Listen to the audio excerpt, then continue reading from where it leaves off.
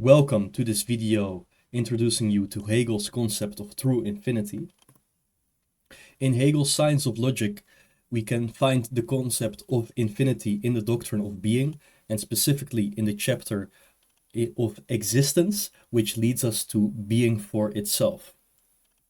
Now, I will talk about the sections which you can see on the screen, starting from finitude, going on to infinity, and then to the transition and the remark. Finitude, the opposition of something's existence and of the negation as the limit immanent to this existence, is the very in-itselfness of the something, and this is thus only becoming in it. This negation constitutes the finitude of something. Now, this is where Hegel mentions finitude for the first time in the Science of Logic, and he basically makes 2 points, which is that finitude as a something has determinateness, and secondly, that the non-being constitutes the very being of this finite something. Or, like he says, the very in-itselfness of the something does not lie in its own self-identical nature, but lies in the very limit or negation of that existence. Finite things are, but in their reference to themselves, they refer to themselves negatively. In this very self-reference, they propel themselves, beyond their being. They are, but the truth of this being is, as in Latin, their finis, their end. Now, this is basically where Hegel defines finitude, and finite things, in their very finitude, reference to themselves negatively, since they are defined by what they are not, or by the fact that they come to an end. Now, finitude in German is Endlichkeit, and we can literally or roughly translate this to endingness, which in English comes from the Latin etymology finis. The immediacy of finitude. Thought of finitude brings a mournful note, as its determination as affirmative being is not distinct from its very being destined to ruin. So it does not have an unconditioned absolute being apart from its negation, its limit, or the fact that it comes to an end. The negation that has returned to opposition of nothing or perishing to being makes it the most obstinate category of the understanding. Now, this is extremely crucial for Hegel, since one of the major points in his philosophy is that to be a proper speculative philosopher means to work with reason, which means that we go beyond the faculty of the understanding. Now, there's many concepts that the understanding has, yet these concepts are defined differently from the vantage point of reason. And finitude and the dialectics of finitude and infinity are the most obstinate categories of the understanding for Hegel, which means that once you can grasp the dialectics of finitude and infinity, as well as understand the concepts of bad infinity and true infinity, that you've made an important step in your philosophical becoming. Finitude is negation fixed in itself and, as such, stands in stark contrast to its affirmative. The finite does indeed let itself be submitted to flux. This is precisely what it is, that it should come to an end, and this end is its only determination. Its refusal is rather to let itself be brought affirmatively to its affirmative, the infinite, to be associated with it. It is therefore inseparably posited with its nothing, and thereby cut off from any reconciliation with its other, the affirmative. So, like I've just explained, finitude does not get its determinateness from itself, but from its very being destined to ruin, the very fact that it comes to an end. What Hegel is saying here is that this means that the negation of finitude is where its very affirmation lies, which is infinity. And this is what the understanding refuses to grasp. To rather let this be brought about affirmatively to its affirmative. The association of finitude with infinity is something that the understanding refuses to do. And I will go into deeper what that exactly means. The determination of finite things does not go past their end. Now, I've already said this, and this is basically Hegel saying it in a different way. The understanding persists in the sorrow of finitude, for it makes non-being the determination of things, and at the same time, this non-being imperishable and absolute. So like we've seen from the last side, for the understanding, there seems to be some kind of flux underlying the very finitude of some things, or of finite entities. Now, the understanding cannot think the very flux of the flux, or what Hegel will call the perishing of the perishing. It thinks this very non-being, or the flux, or the very other to finitude, as affirmation of it, as imperishable and absolute, which leads to a certain kind of sorrow, since it also absolutely opposes finitude and infinity. For the understanding, since the quality of finitude, the in-itselfness of its non-being, does not seemingly pass over into its affirmative, i.e. infinity, it is an eternal flux, transitoriness of perishing, which does not itself perish. So again, underlying the finite somethings, for the understandings, there seems to be some kind of eternal flux, which itself does not perish, and which it also cannot speculatively comprehend as something affirmative. Hence, Hegel says that finitude is this very eternal perishing. Now, philosophy proper, that means speculative philosophy, and from the standpoint of absolute knowing, does not hold the finite to be absolute.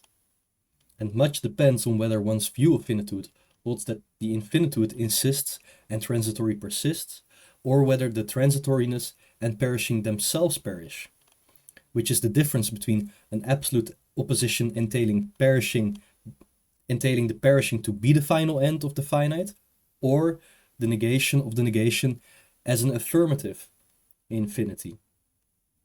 Now again, the understanding absolutely opposes the finite and the infinite. In other words, there's a hard incompatibility and separation, whereas reason can comprehend their mutual inseparability.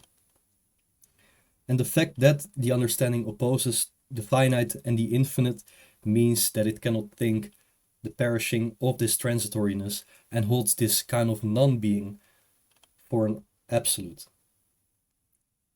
Finitude receives affirmation from infinitude, or the very other of itself, which means finite's perishing.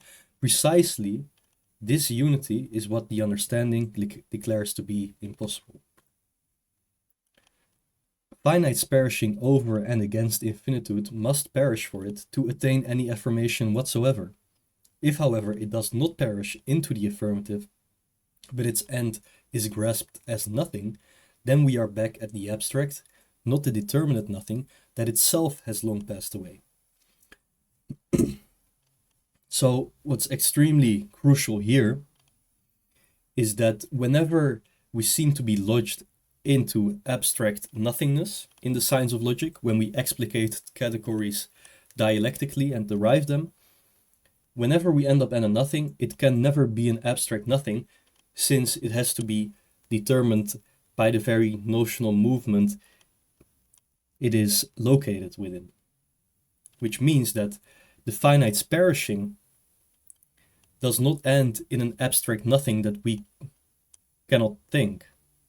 We can actually think the other of finitude, which is infinity, and therefore is its very affirmation. Now, finitude needs this very in-itselfness of its otherness as its affirmative to be finitude as such.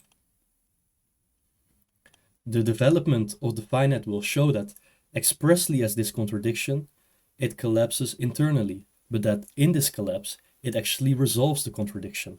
It will show that the finite is not just perishable and that it perishes, but that the perishing, the nothing, is rather not the last of it, that the perishing rather perishes, which is another way to say the negation of the negation. Being has a limit within it, and this limit, as constituting what is immanent to something and the quality of its being in itself, is finitude. Now, this is another time where Hegel kind of defines finitude. Again, he's emphasizing that it's about the limit and its very negation that we can find the being in itself of a determination, which is in this case finitude. Or in other words, determination contains otherness as belonging to the in itself of something. The externality of otherness is within something's own inwardness. On the other side, it remains as otherness distinguished from it. It is still externality as such, but in the something. Now, this unity of the external and the internal is something extremely crucial and is later what psychoanalyst Jacques Lacan would call extimate. It is a unity of an external opposite which is constitutive as within a very concept itself. So the fact that this otherness is external doesn't take away any of its being within something's own inwardness. So it is within something's own inwardness that we can find the externality of its otherness. And this does take away neither its externality or the radicality perhaps of its otherness, as well as the fact that we can really find this within something's own inwardness. Something's own limit, thus posited by it as a negative, which is at the same time essential, is not only limit as such, but restriction. So here we can, again, we can find that something's own limited, which is the very negative, the very thing which it is not, is within it, and is not only limit, but is restriction. Inasmuch as the limit is a restriction in the determination itself, the something thereby transcends itself, since, as I have explained before, the something contains its very external otherness to be itself, which means that the very restriction in the determination itself entails the very transcending of that very restriction, or actually is the very transcending of that restriction. Now, the finite, Hegel says, is self-determined as connecting this determination and the limit. And he relates determination to the odd and limit to restriction, which is also how he relates it to Kantian ethics, which he will followingly critique, as well as critique Fichtean ethics. As odd, the finite transcends its restriction. The same determinus, which is its negation, is also sublated, and is thus in itself. Its limit is also not its limit. So here we come to a speculative moment where A equals A as well as non-A.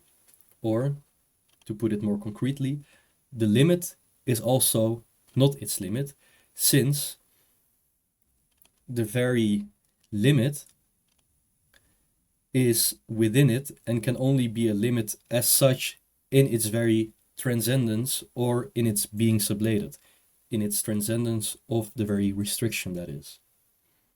And this is what the odd not only points to, but is. The odd is the very transcendence of its restriction, which it ought to transcend. So restriction and odd are, of course, indivisible. And restriction is indivisible from odd insofar as negation is within its determination. So it implies the very transcending of it.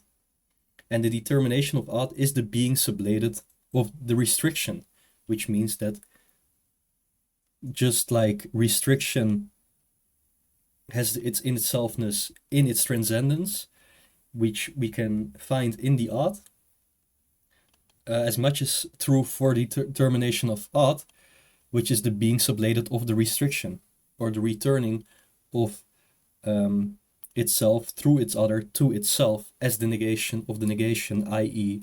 the being sublated of the restriction. In the odd, the transcendence of finitude, i.e. infinity, begins. The odd is that which, in the subsequent development, in accordance with the set impossibility, will display itself as a progress to infinity. So odd is this transcending of finitude, but it itself is finite, since it holds itself over against what is restricted, which means it is not encompassing this restriction, but rather being limited by it, or restricted by the restriction, which means that it is not infinite and finite itself. However, this odd, or the transcendence of finitude, displays itself in a progress to infinity, as in it requires a continuous labor. Transition of the finite into the infinite. The finite is contradiction of itself. It sublates itself, and it goes away and ceases to be. That is what the finite is. The negation as such is its very determination, which of course, to be itself, is negated again as the negation of negation. In ceasing, it momentarily becomes another finite, which is equally another going away, and so forth to infinity. So this is basically once we get to finite somethings, we get to the very perishing of them, since this is how they get their very determination. But the very going away of them is an eternal flux, an eternal perishing, like Hegel has said before, and has actually related finitude to eternal perishing. And this very eternal perishing is a process to infinity. In its ceasing to be, so in the negation of something that is finite, it attains being in itself, and in this it rejoins itself. So its ceasing to be,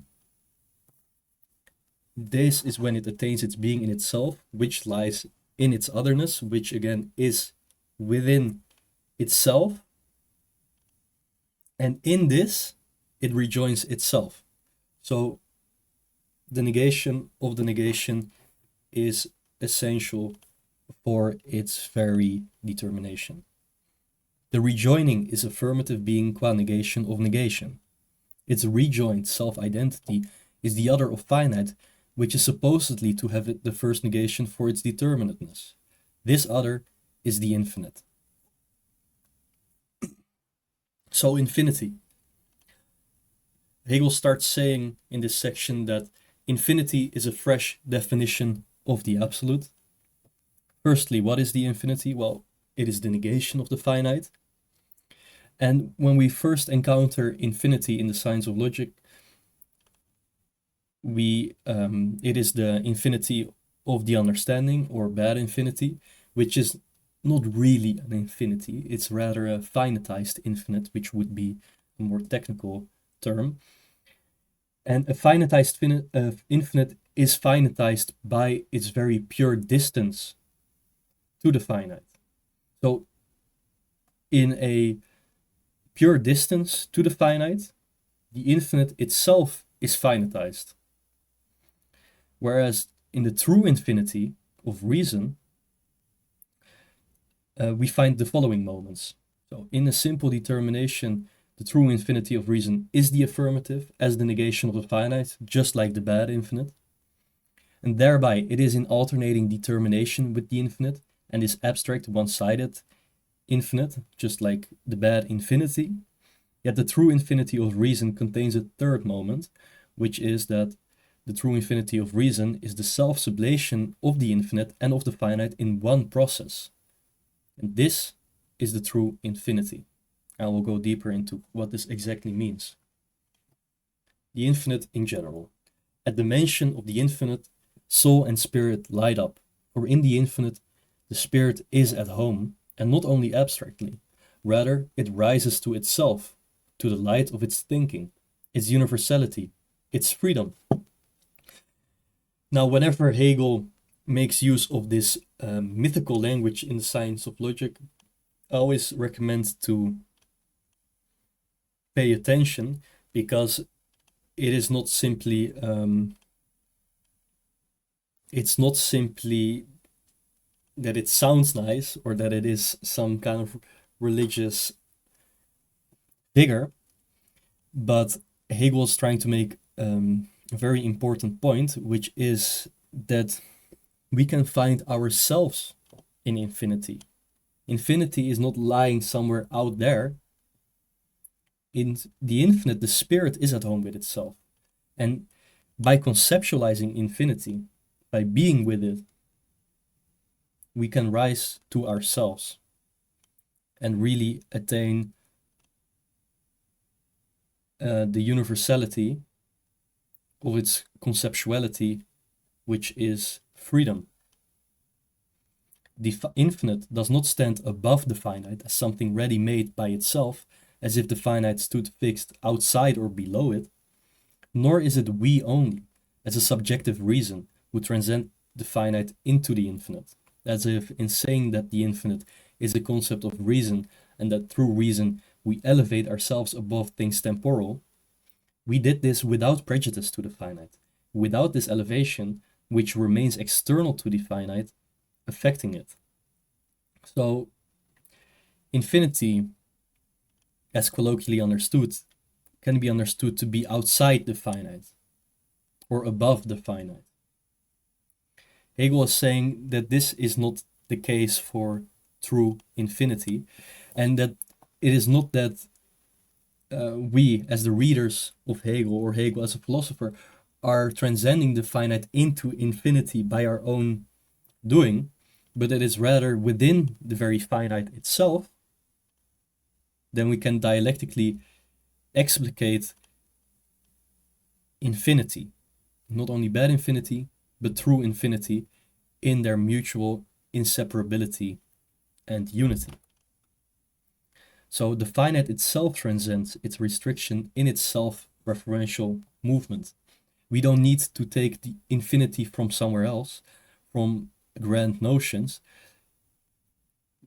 We look within the finite to find its in itself, which is its other, as its affirmative, i.e. infinity. And from there on, we can alternate the determinations of finitude and infinity, that one being the finitized infinite of the understanding, or the bad infinite, and to grasp the alternation of those determinations as one process, that is the very true infinite. It is not in the sublation of the finite in general that infinity in general comes to be, but the finite is rather just this, that through its nature, it comes to be itself the infinite. Infinity is its affirmative determination, its vocation, what it truly is in itself. The finite has thus vanished into the infinite, and what is only the infinite. So, it is not that we sublate the finite into infinity and that this is just some kind of generality, which again reeks of some kind of external thought that we apply to the finite. But once we go into the finite and see what it is in and for itself, what it truly is in itself, like Hegel says here, we can find its vocation, its determination, which in German is the same word. It's Bestimmung. The Bestimmung in German is not only determination, it is also vocation, it is also destination. And the persistence of finitude as this eternal flux, or this eternal perishing, is the infinite. And I will go deeper into what this means. So the alternating determinations of the finite and the infinite. Infinity is nothing is the nothing of the finite, the in itself that the latter ought to be, but it is this at the same time as reflected within itself, as realized ought, as only affirmative, self-referring being. So the finite, the determination of the finite lies in its other, which is infinity, which means that its determination is the infinity. And again, Hegel uses the wordplay of determination, meaning also destination and vocation. And we can find the infinity of its affirmativeness as a self-referring being in the very concept itself. We don't need to import external categories to go to infinity or comprehend it. The infinite is burdened with the opposition to the finite, and this finite as an other remains in real existence, even though in its being in itself, in the infinite, it is at the same time posited as sublated. This infinite is that which is not finite, a being in a determinateness of negation. So this is where Hegel is talking about the bad infinity as that which is not finite. Infinity not being finite, it is limited by this finitude, which means that it is a being in determinateness of negation. And a being in the determinateness of negation is how Hegel defined finitude. So this is the finitized infinite and is not truly infinite. The infinite is indeterminate emptiness, the beyond of the finite, whose being in itself is not in its existence, which is something determinate.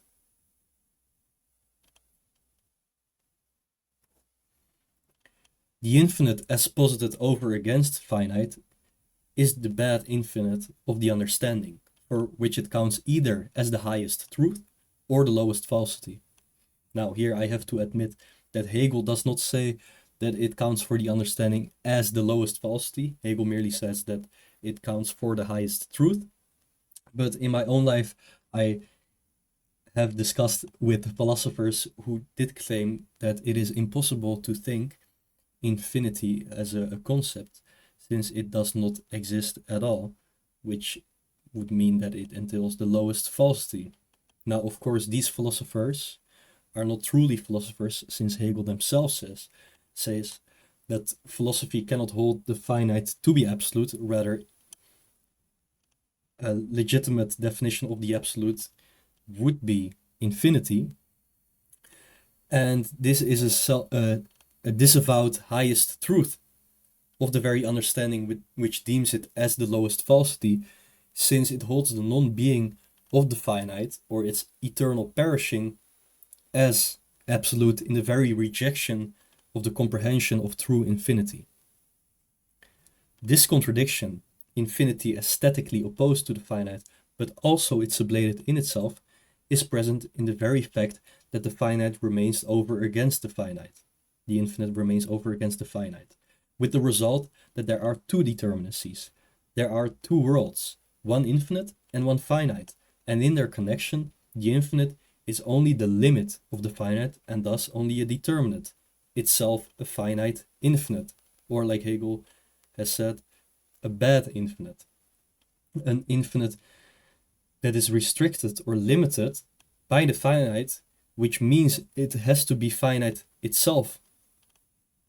Infinity, conceptualized as above, separated, or in a different location, is infinity as a beyond in an inaccessible distance outside of finitude.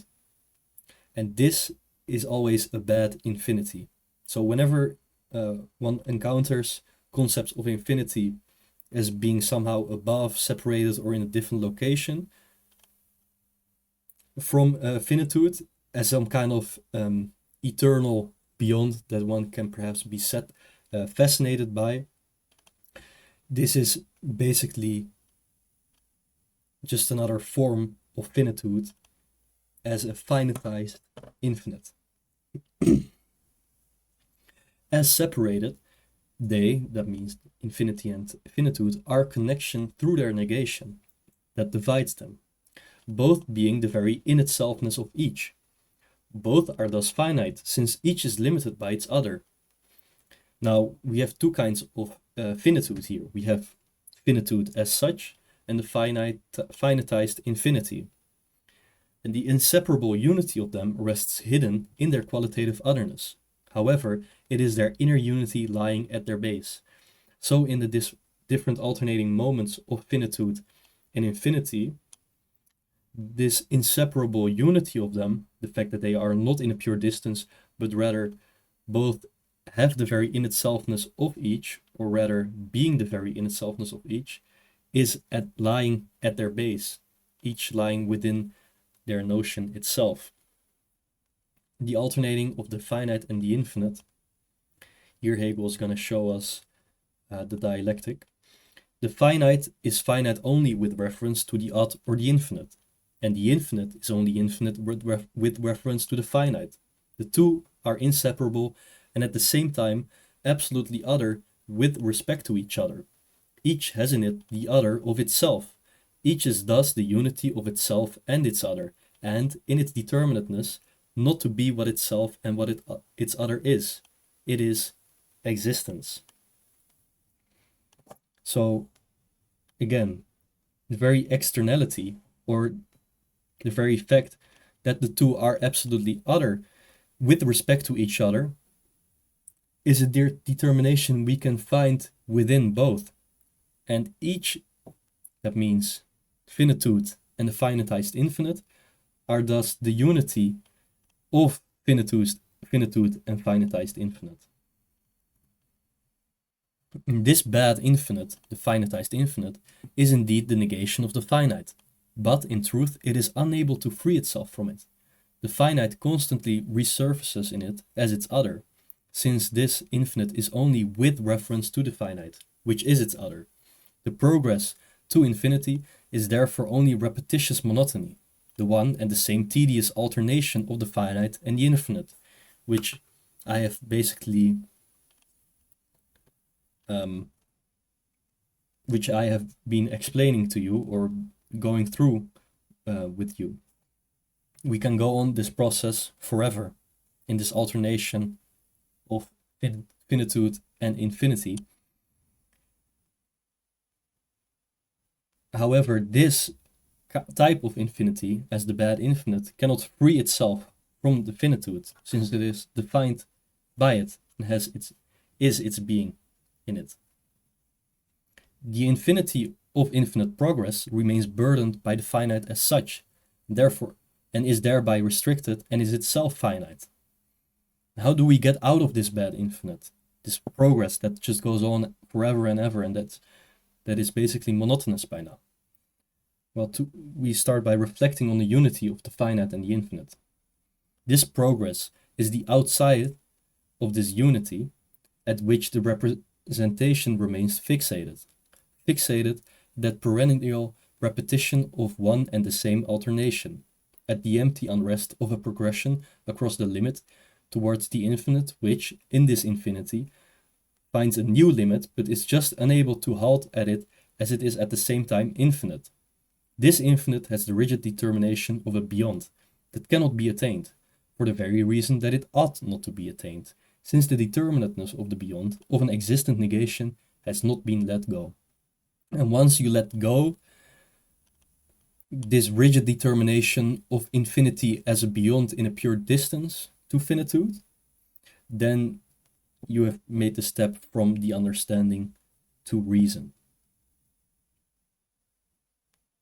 And this bad infinity, as opposed to finitude, regenerates itself in a beyond precisely from being different from its other, the finite, which it truly is not, since it is inseparably bounded up with this finite. Now, this is again the reciprocal back and forth in alternation of the finite and the infinite. And however, this infinite progression of their alternation contains their very unity, or the in-itselfness in the other, or each being the unity of itself and its other. And the infinite thus positioned is one of the two, but as only one of them, it is itself finite. It is not the whole, but only on one side. It has its limit in that which stands over against it, and so it is the finite infinite. Now again, there's two kinds of finitudes here. The finite infinite on one side, and finitude on the other side. And the finite as such is positioned for itself apart from the infinite, in self-reference, being the same self-subsistence and the self-affirmation which the infinite is presumed to be. So in the finite already containing the unity of finitude and infinity, it is itself this affirmative self-reference that at first, at the beginning of this presentation, the infinite was presumed to be. Now each has the other present in it as its own moment. That means there's a mutual inseparability within their own self-referentiality. Each is the unity of both, each is to be what it is in being distinguished. And this distinguishing itself is the unity. And the limit of the finite is its absolute other, its opposite. Now, this is the finitized infinite. And the finite is, as such, only the non in itself, but has its opposite within it by virtue of being said unity. And therefore, it is elevated above its worth, infinitely so, and is posited as infinitized finite. So not only do we have a finitized infinite, but also an infinitized finite, which is infinitized in its very self-referential affirmation in being positioned apart from the infinite. Maintaining that their determination is separate, indeed absolutely separate, comes from forgetting what for the understanding itself is the concept of these moments. And this is an extremely crucial passage for Hegel. The understanding fails to comprehend the concepts of these moments. The understanding cannot see the logical movement of the concept that is bound up by itself in its dialectical movement. The understanding basically forgets the self-sublating of the finite as one infinite process. The infinite is only as the transcending of the finite. It therefore contains its other essentially, and it is thus within it that it is the other of itself. And this is again the fact that infinity has its other within itself. The infinity of finitude is nothing but its own self-sublating. So in its self-sublating it goes beyond itself, but this happens within itself. And the infinite progression is at first only a transition and alternation of the terms being distinguished and connected. So we have continuously seen this. And the finite and infinite are both the movement of each returning to itself through its negation. The affirmative of each contains the negative of each, and each is the negation of the negation. Both are a result, and as such, not in the determination that they had at the beginning. Neither is the finite an existence on its side, nor the infinite an existence beyond in the determination of finitude. Now, this is a very ordinary way to think about infinitude and the infinite. The finite as an existence here with us, and infinity as some kind of existence beyond this very finitude. But the understanding strongly resists the unity of the finite and the infinite, only because it presupposes restriction and finitude to remain, like being in itself, constants.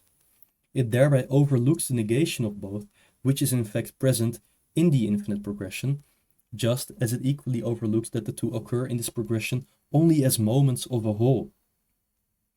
That each emerges only through the mediation of its opposite, but, essentially, equally by means of the sublation of its opposite. So both The finite and infinity and infinitized finite and finitized infinity are moments of one whole, one process.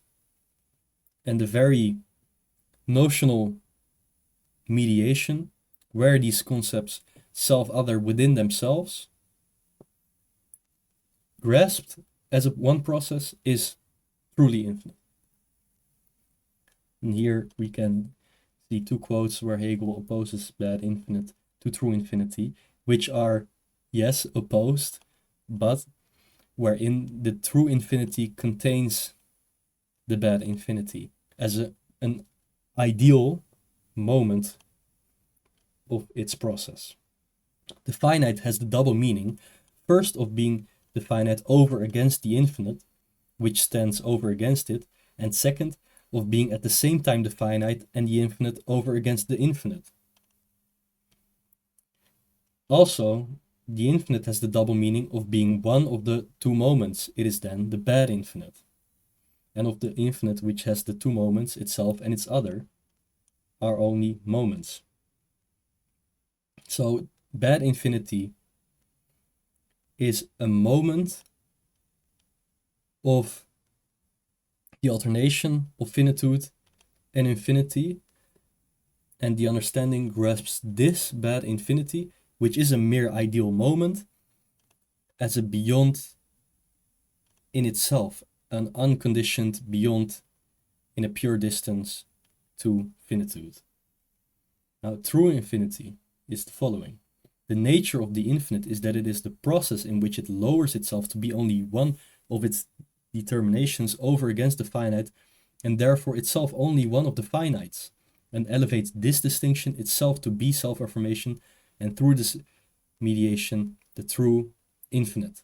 So in the very lowering, in seeing how infinity is not this grand concept separated, above, or incomprehensible, but lowering itself to a real moment of a determination as over against the finite, to grasp the infinity of this process is to grasp the true infinite. Becoming has for its determinations first abstract being and nothing. As alteration, it has existence, something and other. Now, as infinite, it has finite and infinite, these two themselves as in becoming.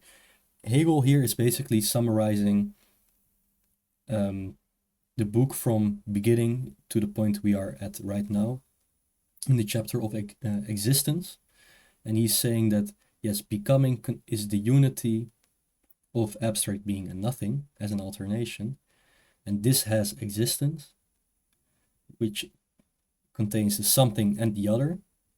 And this something and this followingly has infinity as containing finitude and infinity. Only the bad infinite is the beyond, since it is only the negation of the finite posited as real. And, as such, it is abstract first negation, thus determined only as negative. It does not have the affirmation of existence in it. Held fast only as something negative, it ought not to be there. It ought to be unattainable. So, the first time we encounter infinity, it is in fact the bad infinity of the understanding which is seemingly beyond. But in truth, it is a simple negation of the finite, posited as a real existence. And hence it is completely abstract.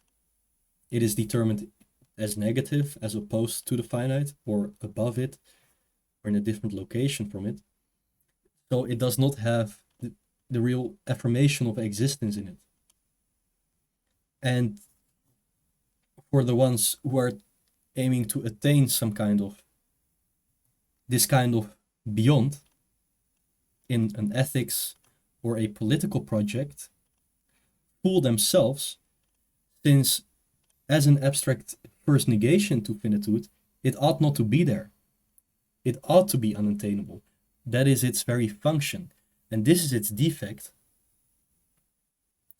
because the untrue is unattainable.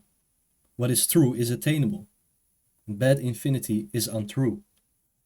It is as it is a mere abstraction, or one of the ideal moments of the finite's self-sublating with its alternating moments contained in one process of becoming, or the true infinity. The progression to infinity, as in the odd, are expressions of a contradiction that to pretend to be a solution and the ultimate.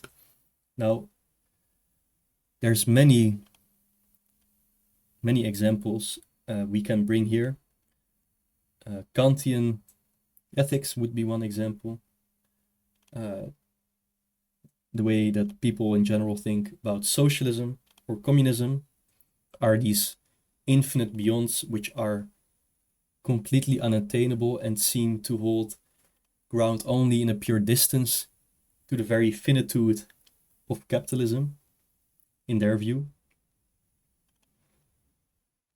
And this is an expression of a contradiction. But the ones who hold up these kinds of ideas pretend it to be a solution and ultimate. Now, insofar as it is a beyond, it is an ideal moment that has to be lowered to be comprehended as such. Hegel says the bad infinity is a flight beyond restrictions that fails to gather itself together within and is unable to bring the negative back to the positive. This unfulfilled reflection has before it both determinations of the true infinite, namely the opposition of the finite and the infinite, and the unity of the finite and the infinite, but fails to bring the two thoughts together. So it is an unfulfilled reflection. And to bring the unity of the finite and the infinite together, to bring the existence of finitude and the beyond of infinity together, like I've just been guiding you along with in the lowest level dialectics, in the science of logic, to bring it together in this way is to grasp true infinity. Now, there's also what Hegel calls the spectacle of unity and separation of finitude and infinity. The spectacle of this alternation, this infinite progression, occurs wherever one remains fixated on the contradiction of the unity of the two determinations and of their opposition. The finite is the sublation of itself. It holds its negation, the infinity, in itself. That means there's a unity of the two. It is the movement beyond the finite into the infinite as the beyond of the finite, separation of the two. But over and beyond the infinite, there is another finite. The beyond, the infinite, holds finitude, unity of the two. But this finite is also a negative of the infinite, separation of the two, and so forth. Now, to be stuck with this alternation of the unity and separation of the two is still to fail to grasp self-referential affirmativeness of this as one process, as a contained unity itself, or as true infinity. The claim is made that the finite and infinite are one unity, and this also is a false claim that needs correction by its opposite. The two are absolutely different and opposed. Now, this claim is in turn to be corrected to the effect that the two are inseparable, that in the one determination there lies in the other by virtue of the claim to unity, and so forth to infinity. It is easy enough to see in the nature of the infinite. One must recognize that the infinite progression, the developed infinity of the understanding, is constituted by the alternation of the two determinations, of the unity and the separation of the two moments, and then further recognize that this unity and separation are inseparable. Now there's two moments of recognition, is the language that Hegel uses here. First one must recognize the unity of the finite and the infinity. Yet this claim needs correcting, like Hegel has said before. Also one has to grasp their absolute separation, and further that this unity of the separation, as the unity of separation and unity, is a process. So we have found one definition of the absolute being the identity of identity and difference, and here we have the unity of separation and inseparability. The point is to acknowledge not the equal correctness and incorrectness of both claims, which means entailing stuck in the alternation, but to acknowledge the ideality of both and their moments, in thereby now monotonous alternation, which we can go on to do forever, or infinitely. In this being, which is thus the ideality of the distinct moments, the contradiction has not vanished abstractly or with no result, but is resolved and reconciled, and the thoughts, while left intact, are brought together.